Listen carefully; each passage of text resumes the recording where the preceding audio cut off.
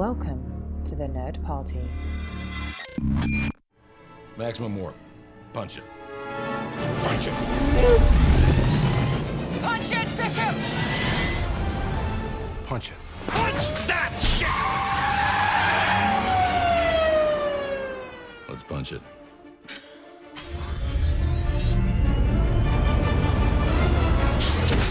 Hello, everybody. Welcome to Punch It, Writing in Star Trek. I'm one of your hosts, Charlene Schmidt, and the other guy hosting this show is... Tristan Riddell. Tristan, I want to know something from you. Please, I am an open book with you. This is absolutely true. We've been doing this how long? It feels like 7 years. It's not a deep, probing question or anything like that, but I've not talked to you for a little while now about Discovery, and I want to know, how are you enjoying, or not, this second season? We've had 4 episodes so far at the time of this recording, and we won't spoil anything for you guys, but we've had 4 episodes, and I've really liked half of them. And I've been okay with one of them, and I've disliked actively another one. Okay. And so with all of that, like I'd say, like, yeah, I think with all of that combined, I'm just kind of like, yeah, I'm enjoying Star Trek Discovery, because I feel like the first episode created such goodwill with me. Like I was just like, oh my God, that first episode, that was amazing. Like I just couldn't handle it. It was so awesome.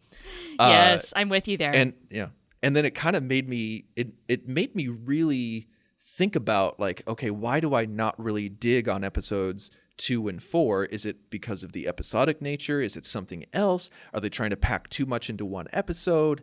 And it just created some great conversation online on like where you've been, what you think, and everything like that. How about you? How do you feel about season 2 so far? Well, yeah, episode 1, and you can hear my thoughts in more detail on the episode I did with SETI Alpha 3. By going to thenerdparty.com? That's right. And I loved it. That definitely gave me some goodwill, as you put it, toward Discovery. Like, yes, this is a little bit of they kind of took the suggestions, the feedback that they got after the first season and said, okay, this is how we're going to make it better. And I liked every little ounce of what they did, the changes that they have made. It feels like a slightly different show. And one thing I really love, just generally speaking about Discovery, is this crew. The people who portray these characters, they really seem to have gelled, and the characters themselves are gelling in at least as far as my opinion goes, and I'm having a good time watching them. Now, that said, I'm not taking Discovery that seriously. Like, when I watched Voyager, I would look at every little technicality, like, oh, they screwed up the canon, this isn't right, and that sort of a thing. You know what? I'm not doing that anymore. You know what? I don't care. I want to be just a regular fan. I want to just go on the ride. I want to just enjoy myself, sit back, and watch a really good show.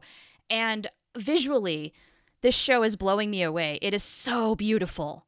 And I'm just really enjoying it. Now, as far as the episodes go themselves, 1, awesome. And then I really kind of liked 4. See, that's so interesting to me. And I mean that. And I'm not being sarcastic. I'm not trying to be weird. Because listeners, hopefully you know me well enough to realize that when I say that, I mean it. But I actively disliked episode 4. I didn't think it was well made. I didn't think it was well put together. I thought the acting was over the top. I felt like they tried to put 90 minutes worth of material into 50. And when I finished, when the credits rolled, both my wife and I were just kind of like, oof, that wasn't very good. Oh, well, we'll see what happens next week. And that's how seriously we took it. That's just kind of the thing, right? It's like, even if you don't necessarily like an episode, you're just thinking, okay, well, there's next week now. That's okay. Exactly. I'm not going to live and die by this. And it was fascinating to me. And when I went online, I don't know why I didn't expect this, because I should have, but people were just like ripping their clothes off, saying this was the best thing that Star Trek has ever made. And I'm like, is it? Like, really? You know, yeah. And I with episode 2, the one that dealt with religion on the planet and the Prime Directive and everything like that, like that one I was just kind of okay with. Like, but I could totally get if that's your bag. If people loved it, I was just like, cool. All right. Hey, different strokes, different folks, and everything like that. But with episode 4, I genuinely was surprised that people loved it so much. But I also think, if I could be a little honest here, Please. I feel like we're a little scared as Star Trek fans, as Star Trek Discovery fans, to admit that anything's wrong in an episode or doesn't live up to par because we don't want to be lumped in with the STD haters. Right. Yeah, because this show, I mean, honestly, though, Star Trek has always been like this, where you either love it, and you have to be all positive, and you can't have an honest criticism of the show, or you're just going to actively hate on it because you want to hate on it.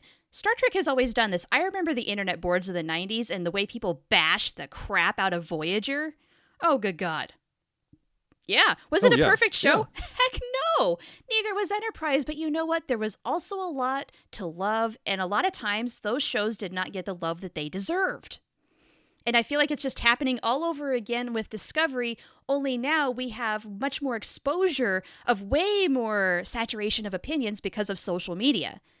So I think that's what's really gotten into this polarization. Well, just that and our culture where you have to take sides. And it's so stupid, you guys. So stop it. Like, as I talked about online, like if you follow me on Twitter, I talked about how it's okay to not like something. It's okay to be critical of something and still enjoy the show. You know, like not every I think the example I made was like not every single episode has to be the Citizen Kane of Star Trek in order to enjoy it. Yeah, and I can see your point of view where you're thinking the reaction to episode 4 was much like that, because I did see a lot of, this might be the best episode of Star Trek, period. If that's your opinion, okay, that's fine. My personal opinion is I really did enjoy it. I appreciated the fact that they really did play with my emotions. Like, I really did think it was possible that they were going to go there. And if you've seen the episode, you know what I meant. Now, is it the very best thing in the world? I don't know about that. I do agree with your point that if it were a little longer, if they could have taken just a little more time to play even more with our emotions, maybe the impact would have been a little more, even. Because you're dealing with some heavy topics here. And that's the thing. This is just one man's opinion. And it's okay for me to have that opinion and share it in a respectful way online and not feel like I'm going to get attacked. I literally had people say that I was overly nitpicking and I must have been high while watching the episode. Well, I know you, and I know how often you get high. And that's the thing, though, is that like I wasn't even. All I said was just like, "Oof, that was a rough one." That's pretty much all I said online. And then these like people just like came at me, and I was so confused. I was like, "It's okay to be critical. We live in a world of like we used to have a world of online debate and criticism and sharing of opinions, and I feel like I just don't want the Star Trek fandom of positivity to become toxic just on the opposite side of the spectrum of the negative people, because the people who are 100% dislike it and hate it and just groan about it 24/7. Yeah, no, I don't want to be one of those people, but I also don't want to be one of those people who is just like, no, every single new episode of Star Trek is the best thing ever, and if you don't agree, then you're stupid and you're wrong and you're not a real Trek fan.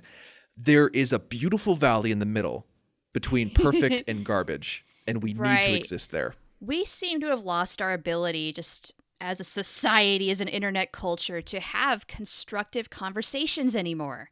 It's devolved and it's disgusting. And I love the fact that you're pointing out that these are just opposite ends of the same toxic mentality.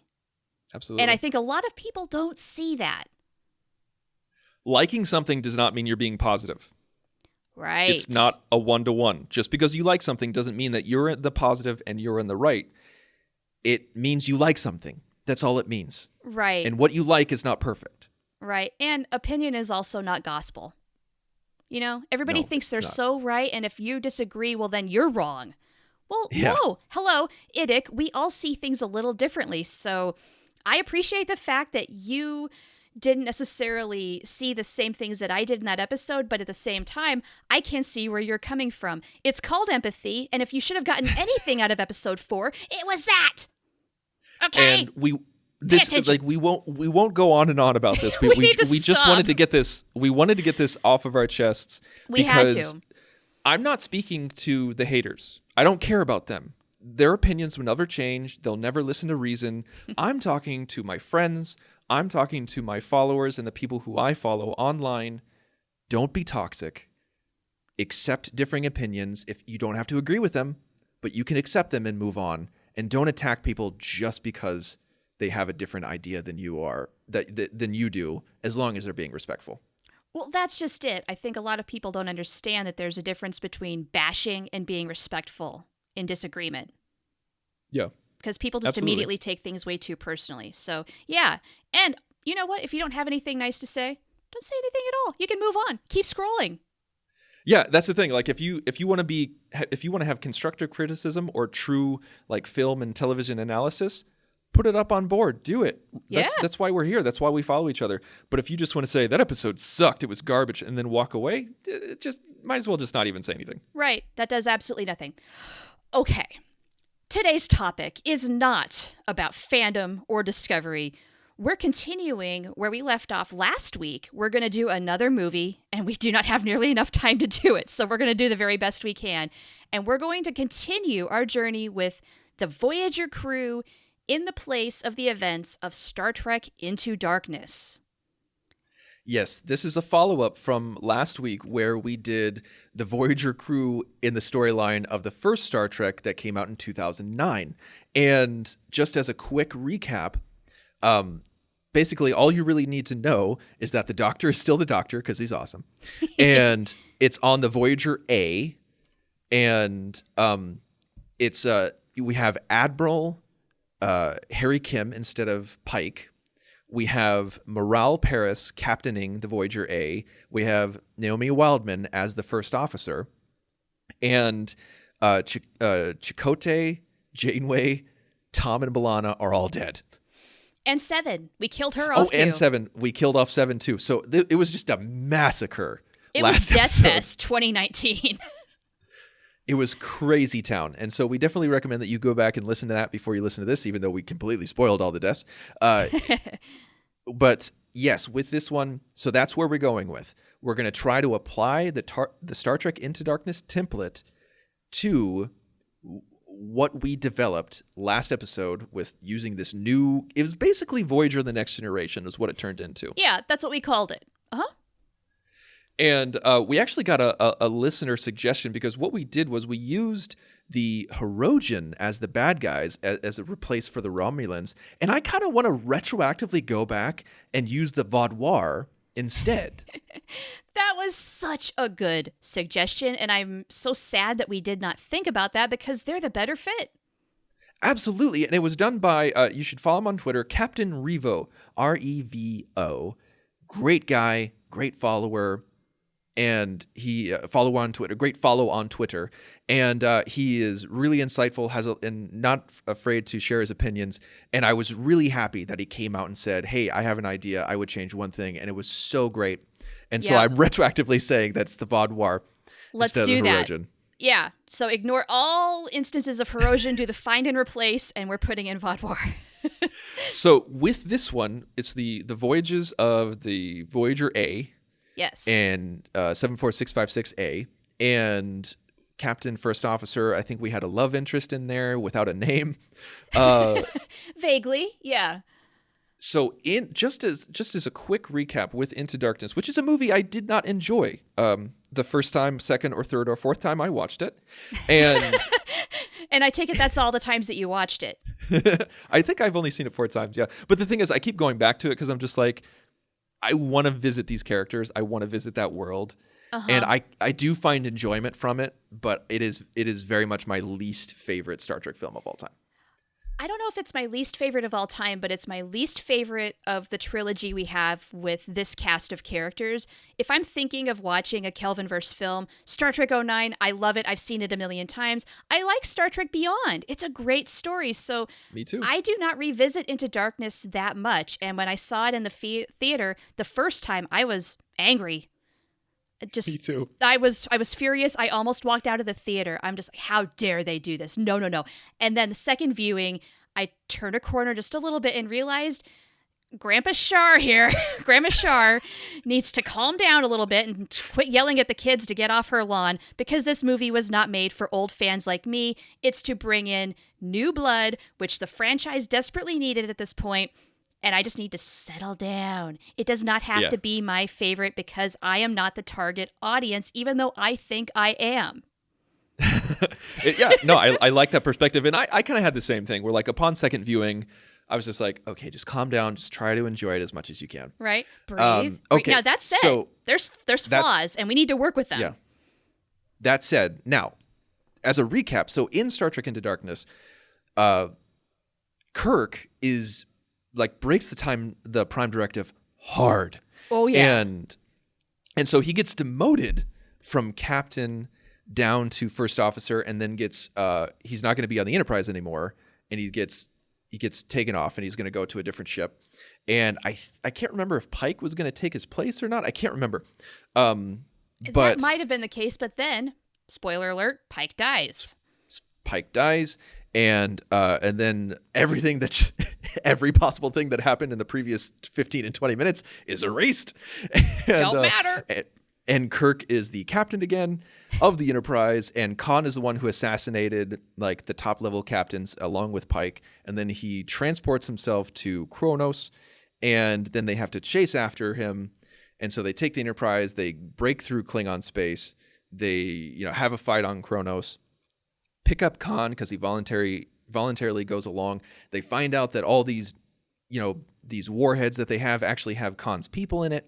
There's Carol Marcus is there to be in her bikini, and then we continue to move on, and then it's Khan gets off of the ship, and then we find out that there's Admiral Marcus, who's really a bad guy with Section 31. He creates a huge ship that's way too big, and then they have to get to that ship.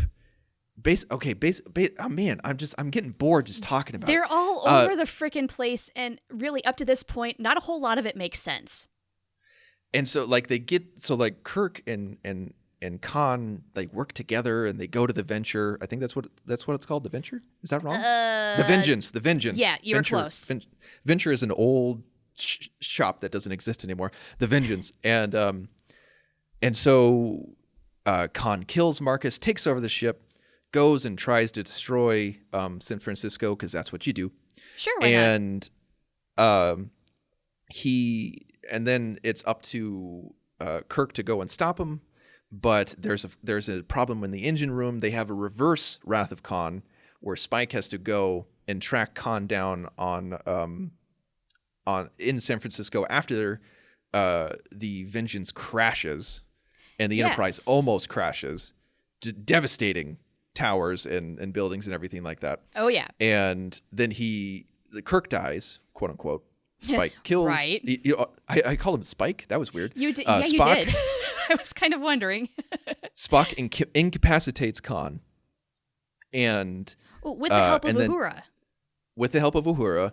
And then takes his super blood and injects it into Kirk, thus making it possible for everyone to be immortal.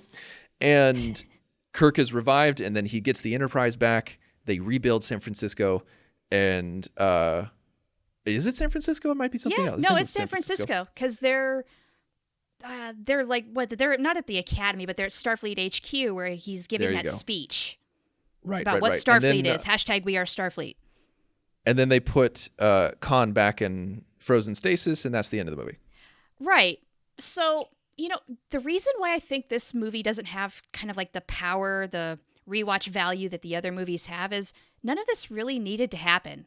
And there's absolutely no bridging between the last movie and then the movie that follows. No, it was, it's all over the place. It's jet setting from location to location. and which is not necessarily a bad thing, but it was just it felt like a video game to me, where it was just like, okay, we got to get to this planet to pick up this thing, then we go to this planet to pick up this thing, and that was to be fair, that's kind of how Star Trek 09 was too.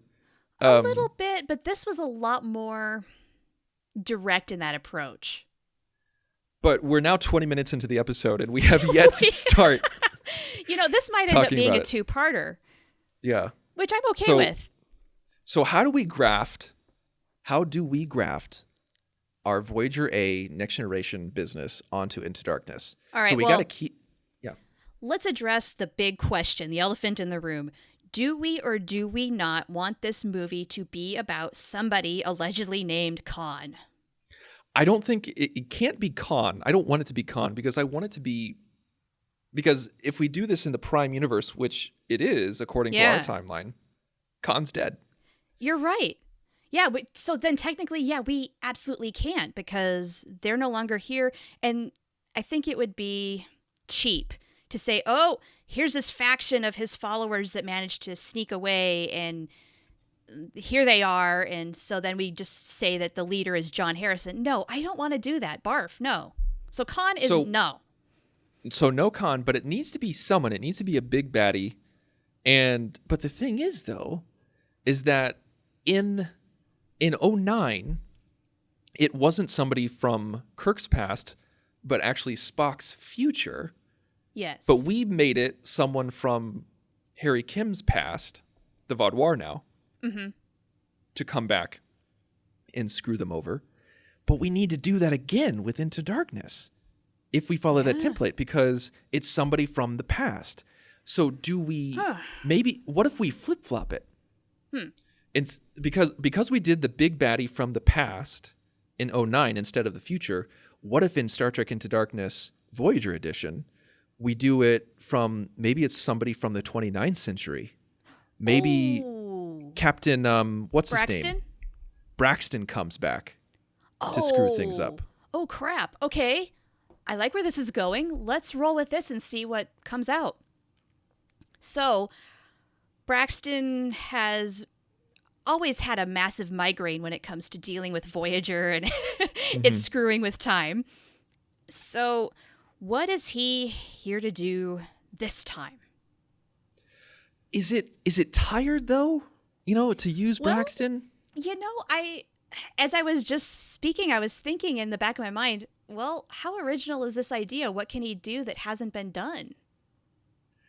I think that's the thing, is because he was already arrested by the time cops and he was remerged and everything like that. He was put in temporal prison. So it'd be really difficult to bring him back out. But do we want to use Anorax instead? Do we need a new face altogether? Yeah, I'm kind of 50-50 on that at this point. Now, Anorax as a quote-unquote villain would make a little bit of sense. It's a face that we've seen before. We know that he's capable of doing horrible things for what he feels are the right reasons. That makes him a good villain. But then, if you have somebody new, we do run the risk, and the Kelvinverse films did this a lot, of having a two-dimensional villain where they're just out for vengeance. If we do something like Anorax or Braxton or somebody else or somebody completely new, somebody that we don't know about or haven't thought about, I'd want to do it in a way where they come from the future, but they're not able to time travel past that. They're just okay, now that I got here, I'm here. Kind of like Terminator, where it's just I'm here now. I'm not going to be able to go back. It's a one-way trip because I don't want to do multiple timelines here. I don't want to create a year of hell again, part 3, That gets a little complicated. What if whoever this villain is gets that one shot to do whatever it is they're doing, quote unquote, fix the timeline. And then if that happens, everything changes, right? And then they end up where they're supposed to be, a little bit of Back to the Future in a way. So, so branching on that, what if, wait, this might be too weird. You're going to say no to this. Oh, I don't know. Try me. What if we found a way to get Janeway back in this? Wait. Okay, so, finish your thought, but I just had an idea. let me finish my thought. It's probably yours is probably better than mine.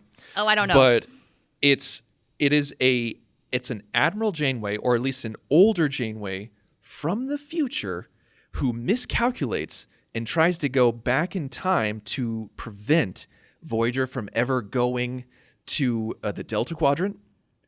And instead, she's just like, crap. Like, I totally miscalculated.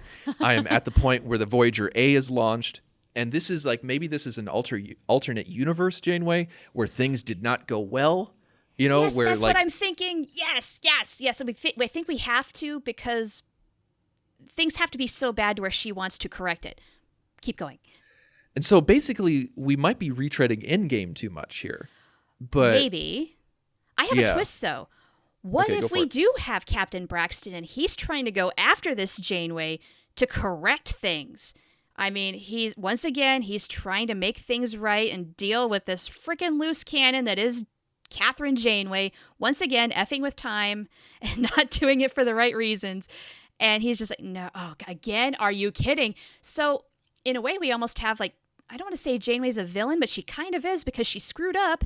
And then here's Braxton trying to correct things.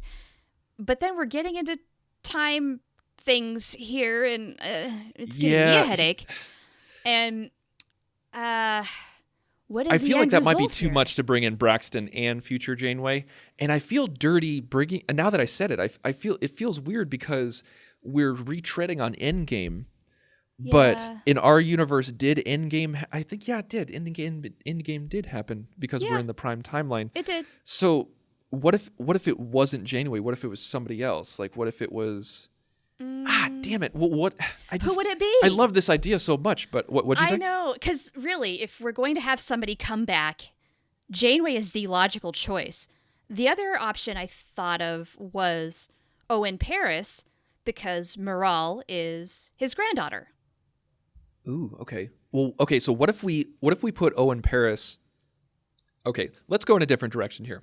Okay. What if Owen let's completely scrap this. Okay. Owen Paris is the new Admiral Marcus. Okay. Oh, actually, no.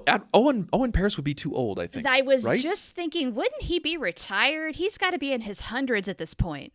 Oh, wait. We do know that people in their hundreds still serve. And like, if we Yeah. want to go to the, I know this is a novel, but there is a Deep Space Nine novel where a first officer is 100 years old and he's totally fit. And he's not a Vulcan. And he's correct? not a Vulcan. He's a human.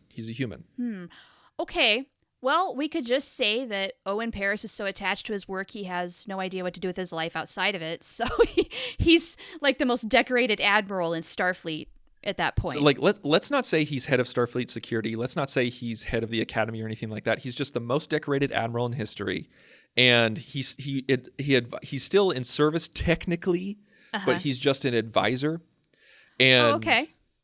But like, just to kind of give some credence to it, and we make him the Admiral Marcus stand-in, where he's screwing around. Like, maybe he tries to revitalize like Khan's program, but yet does it in a way where maybe we could get Bashir in here or something, where what's the word I'm looking for? He radicalizes Bashir and or utilizes him as a template because he's genetically engineered. Because he wants to create a section 31 amped up with super soldiers and like supreme, like people who can calculate, like people who have the intelligence of Khan and Bashir, but he wants it for all of his operatives to be that way. Oh, I like it. Creating this kind of elitist part of Section 31, which violates so many boundaries, so he's got to be doing it in secret. Right, and it's illegal. Yeah. Oh, Owen, shame on you. You should know better. So like, we killed half of our Voyager staff, and then we're making Owen Paris evil. But Wow. that creates the connection between Miral and Owen because they're blood. Yes. And it adds drama to it. So I think it's smart. Yeah, I'm thinking of the scene where Owen Paris is going to be saying to Miral, "Who's going to save us from the next big enemy the Federation faces? You?" Yeah.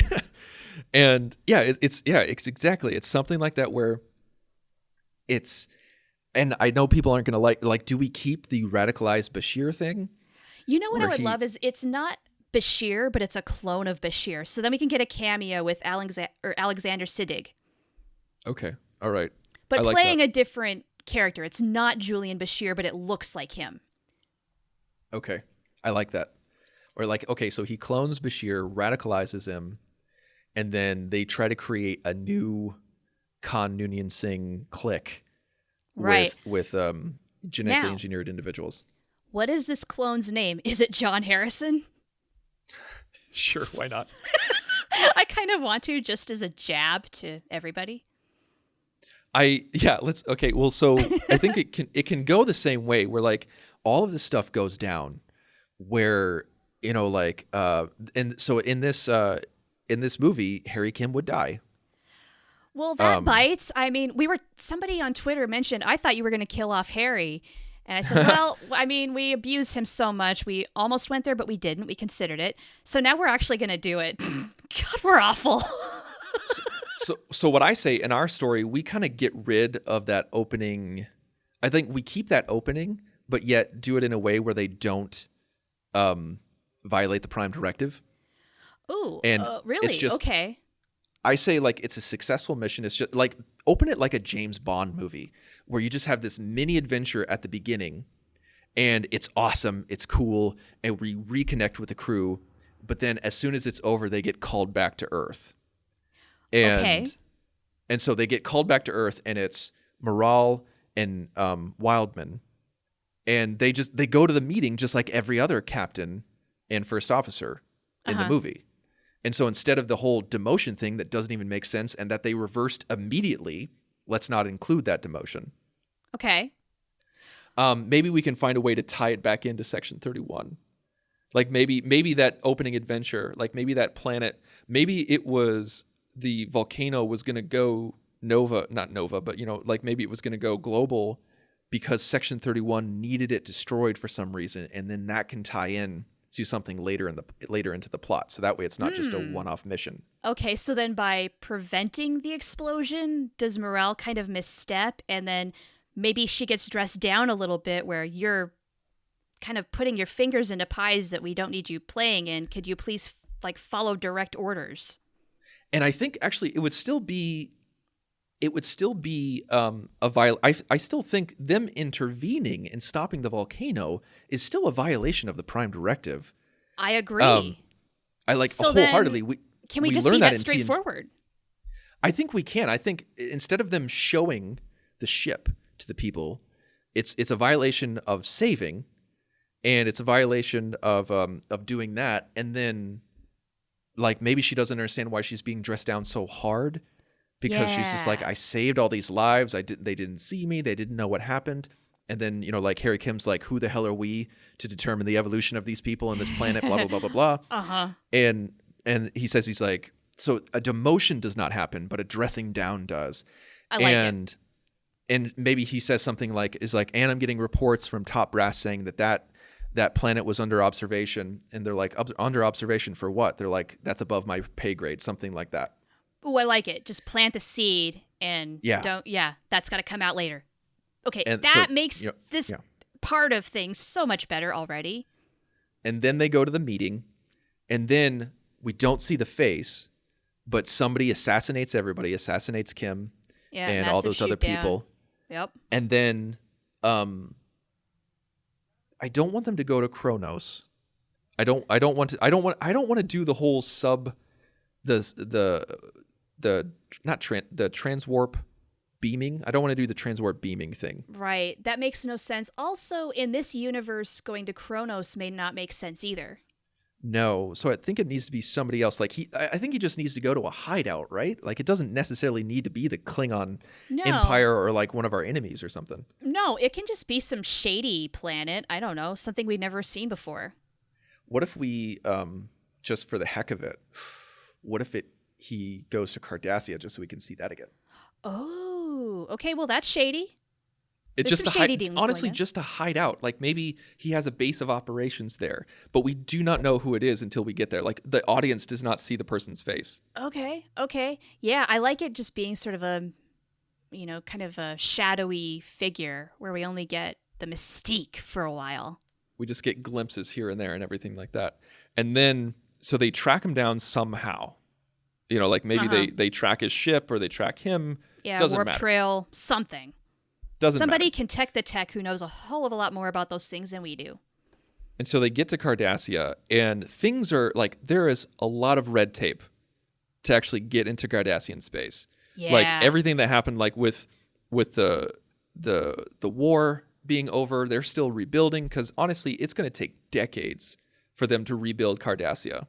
It would be really cool to see that in process. Where are they at this point in the timeline? And what are they doing? How helpful are they? Do they want to be helpful? Do they not want to be helpful? Yeah. And so they go and they track him down into, like, maybe it's an area that hasn't been rebuilt yet. Okay. Yeah, so really just primitive looking in a way. Yeah.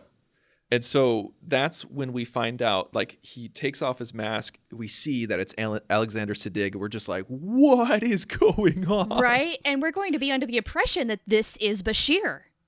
Right. So we get kind of a false reveal and like, oh my God, it's Julie Bashir. No, it's not, but it's Alexander Siddig. Eee! Yay. And so with that, like, we gotta, what's the motivation going forward? Like, why is he doing that? Like, why does he need to create a terrorist event?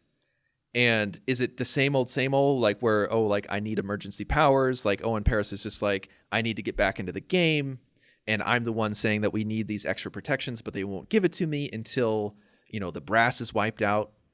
And then, so what's his motive? What is Clone Bashir's motivation to go back onto Voyager and go back to Earth? Like, why does he? Because in the original Into Darkness, it's because, unbeknownst to everybody, all the warheads that they were carrying had the rest of his team. Do we continue that?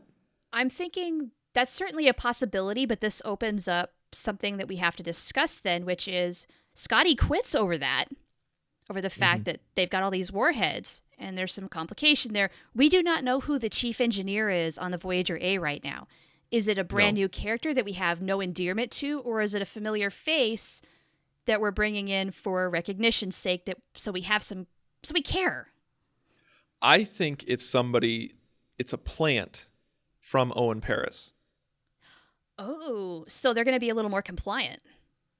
Right. And so that way he or she tells Miral, like, yep, we're good to go. All these weapons that they gave us are totally legal, totally cool. Nobody's hiding inside them. Just please rubber stamp right here. Yeah. That will eliminate one of my favorite scenes in Into Darkness, though, where Scotty's in the bar. Yes, I think, that was a fun scene. It's like, I called him Mr. Perfect Hair. It's... I just love that. I mean, it's like two frat boys arguing over communicators. Yeah, it was hilarious, but I think there's no reason for it in our story. No, not if the chief engineer quit or doesn't quit. So I say, instead of Owen Paris trying to kill Khan and trying to destroy that section of Cardassia, he's actually trying to give Clone Bashir his people back. Like, those warheads will actually soft land. Oh, I kind of dig it. Okay, but then what is the problem here, aside from the whole illegality of this happening in the first place? Well, I think it's because the onus of Into Darkness is Paris. I'm sorry, of the original Into Darkness. Admiral Marcus recruited Khan against his will and held his people hostage. I don't think that's the case here. I think what it is that Owen clones Bashir, and Bashir is a radical and was bred to do this. And so Owen's he has no problem with it. Yeah, like, I think maybe there's some sort of diplomatic reason why only Voyager-A can take these warheads across the barrier, or into Cardassian space. Maybe there's some political reason only one ship can cross at one time or something like that. And and so that's the only way that they can deliver his people into Cardassian space. And so in the end, the reason why Bashir betrays Paris, like Khan betrayed Marcus, is not because he was angry with him, but because it's kind of like a Sith Lord thing where he wants to take over. He's like, I don't need you anymore. It's true. You've made me so good that I can overtake you. Right. And I no longer need your political connections or anything like that. I like it because then Owen, I hate to say it, he kind of gets a taste of his own medicine. He gets what he deserves. Absolutely. And it's a huge fall because we all love Owen Paris. Right. And this is Miral's granddad, and she's going to watch him die. And she's going to find out that he did some not so great things. Absolutely. And that's going to be a huge toll. And so there's got to be is there a reason why we chose Cardassia? Is there a reason why Section 31 chose Cardassia? Maybe they want to keep Cardassia destabilized. Maybe that's a big plot point. Oh, that's so good because they know that the Cardassians, once they're rebuilt, they're going to be a force to be reckoned with again. I mean, that's not going to stop them for that long. So if you keep things chaotic and unstable, it's going to slow them down at the very least. And that's the reason why. Oh, and that's so horrible. That's not the Starfleet way. And maybe that's why Bashir goes on to Voyager, because he realizes he's like, oh wait, those warheads are on your ship. Okay, you can totally take me hostage, because he thinks it's a waste of time to destabilize Cardassia. And so now that he has his people, he's going to kill Owen Paris, take the vengeance, and then just wreak havoc throughout the galaxy. Right, yeah, he's not going to just stop at Cardassia. I mean, that's child's play to him. Right. He wants to destabilize Earth. Right, so then that's why we're going to Earth. Oh, yeah, okay, now it's getting good. This works. I think this works. It does. I think it works better than the original movie. And so, okay, so the final battle, we get towards the final battle, like Bashir, and I say that they actually revive. I say that the people in the, somehow Bashir gets his people onto the Vengeance and actually revives them. On the Vengeance. So that's still happening? We have still happening. You know what? I would love to see what a massive warship of the 24th century, maybe the 25th, looks like. I think it looks completely different from Federation design. There's no outward nacelles. There's no saucer section. It's completely different. Yeah. Oh, and it looks dangerous. Like, it looks like, I want to say it like it looks something closer to the scimitar in Nemesis. Something just... Right, where you look at it and you want to crawl into a hole and die. Exactly. And so somehow he gets off of Voyager. He gets onto the Vengeance. The Voyager and Vengeance are going at it. They make their way to Earth. Things happen the way that they do. But what do we do? Like, I don't think we need to do the whole Wrath of Khan thing, though, where somebody dies in the engine room. Please, let's not. If anybody's wondering, that's what made me so angry about Into Darkness as a movie, because the line-by-line recreation of that scene, I'm sorry, if you're going to do that, you had better do it justice, and it did not. So I think this might be silly, but like, okay, so we can't have Miral or Wildman chase after Bashir, because they would get owned. Like, they would just die immediately. I think so. I mean, even being partially Klingon, Miral has an edge, but it's not enough against a super soldier. So what is ultimately going to kill this Bashir clone?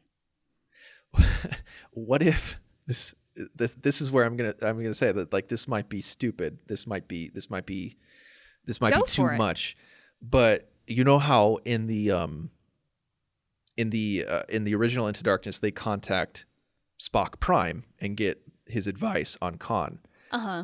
What if they contact somebody else, and maybe what if they contact the original Bashir? I was just thinking that. I love it. And then he's the one that takes down his own clone. Digging it. I'm digging it. I want to see Siddig on Siddig duking it out. But I think maybe Wildman and Miral are there. Like the three of them take them down. Okay, yeah, maybe Miral and maybe even Wildman too. They've got phasers. They're trying to at least, stun them into a little bit of oblivion and slow them down. What if Julian Bashir, it's not just him, it's also his super soldier friends? Because have we not woken up Bashir clones' buddies? Oh. So are they just running rampant through San Francisco? We need them all taken down. I think what happens is that they die in the crash, and Clone Bashir is the only survivor. Oh, okay. Kind of a little bit of a Khan thing going on there, where Khan's the very last to survive. And so maybe he doesn't have a chance to wake them up just yet, because that seems a little weird to wake them up and then kill them off immediately. So what if they're still... I think we keep them in stasis, but then they die in the crash. Okay, that works for me. And so Bashir clone is running around San Francisco trying to get away, and then we have real Bashir, which I guess that might be too much of a Deus Ex Machina, because he comes in at the last minute, Well, I don't know how unrealistic that is. I think this is possibly the only way. What if they try to, like, the moment that they realize that it's a clone of Bashir, they try to contact and reach Bashir. So we figure out from, like, the moment, like, we actually hear a line saying, like, this guy is still alive, right? Like, let's find him and see how the hell this happened. And so the entire movie, they're trying to find him and reach out to him. So that way, when he does appear, it's not a Deus Ex Machina, or at least not as too bad. Okay, I kind of like it where I'm envisioning a scene where they're kind of like doing that face scan to try and figure out who this guy is. And then they, like, the name Julian Bashir comes up. It can't be him, is it? And then maybe that's how they find out he's a clone. Right. Yes. And then that's when Miral says, like, okay, let's figure out if this guy's still alive. Let's try to find him and track him down, talk to him. Yeah. Right. And maybe it just so happens he's in San Francisco. So convenient. It's super convenient. or heck, maybe they find him along the way. Like, maybe they pick him up and, like, we have a scene. Ooh, like, we could just expand that. The scene where Khan is in the brig and Kirk is confronting him, like, yelling at him. Yeah. What if the real Julian is there as well? Like, we keep the kind of the dialogue the same way, where, like, Miral says, like, you are a criminal. And the only reason you are alive is because I am allowing it. And Bashir is there, the real Bashir, just like, oh my God. And so Bashir also, gets to... He's got to be a little weirded out that he has a clone at first. Yes. And so that way he's included in the story early on and not a Deus Ex Machina, but he's a side character. He's not the main focus. Okay. Now, do we want to determine how we bring him on? Because we're just about out of time for today. I think just to stop along the way, like on their way back to Earth, they're just like, oh, he's doing research at such and such outpost or something like that. Okay, fair enough. It's close by. They swing by, pick him up, and talk to him, consult with him on how do you take down somebody who's been genetically manipulated. And so then maybe there's some sort of Achilles heel that they can work with. It's just, the one edge that they have. Something. I don't know. I think the holographic doctor, is the one who says, oh, I actually know this guy. He's a doctor. Hey. He's a medical doctor, and Dr. Zimmerman actually worked with him a while back. Yeah, okay, that's a great bridge. Perfect. Okay, that's done. Fantastic. Yeah. And then I think the rest of the movie kind of plays out, except the Voyager-A does not nearly die and what have you. Like, I think we can just decimate San Francisco, and that'll be enough.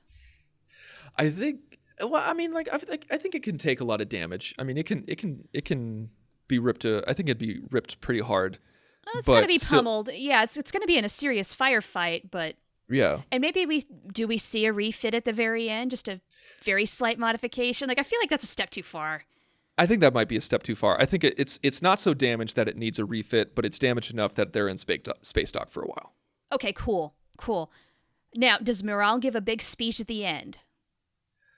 I think so, because I think it shows that maybe she says something like, Section 31 has been around too long. We've been ignoring it too long. The old brass is gone. Owen Paris is gone. My own grandfather is gone. Now is the time not only to rebuild our cities, but also rebuild our government. And well, Starfleet. Starfleet, yeah. Yeah. That kind of I thing, I kind of like that approach where, I think even the people with well-intentioned ideas, it's gone awry and it's time to just let this go. It's not what Absolutely. Starfleet really needs to be. So that can be her speech, and Voyager-A is rebuilt. It looks beautiful, and off they go to the next adventure. The movie's done. There you go. Okay, wow. Okay, I'm surprised we did this in one episode. I was really thinking it would be two. All right, folks, thank you so much for listening, and we hope that you listened to last week as well. Same as last week, we want to know what you think about this episode. What did you think about our structure? Were we slaves to the structure too much? Were we too free-wielding with it? Please let us know if you would change anything or what you like or what you don't like. You can find us at thenerdparty.com/contact. Select punch it from the drop-down menu, fill out the form. It'll send us an email. We've gotten a lot of emails from everyone, so we really do appreciate it. We read every single one. We don't get to respond to every single one. But if you also want to find us on social media, you can do that by going to thenerdparty.com. We're on Facebook, Instagram, Twitter. You can find me personally on Twitter at the Insane Robin. And you can find me at Oh the Profanity. Next week, do you want to do Beyond? We might as well. I mean, we're 2 for 3 here. Let's make it a complete thing. Let's do it. Let's create our Voyager and the Next Generation trilogy. And next week, we are hardcore going to punch it. Ready for warp, sir. Let's punch it.